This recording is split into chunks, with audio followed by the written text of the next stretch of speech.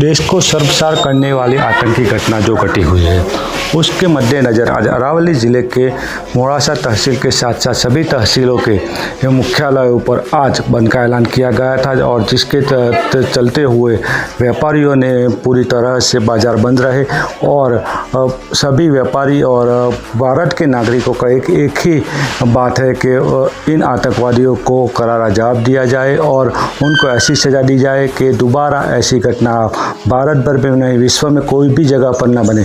उसी के साथ आज पूरा अरावली के हर एक तहसील बंद दिखाई दे रहे हैं। हिमांशु व्यास, उज्जवल भारत न्यूज़, अरावली।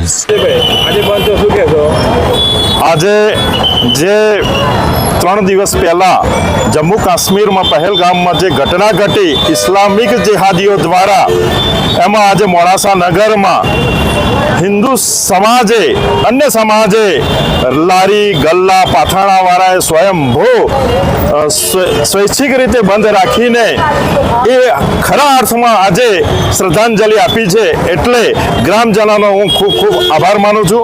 જય શ્રી રામ, ભારત માતા કી જય।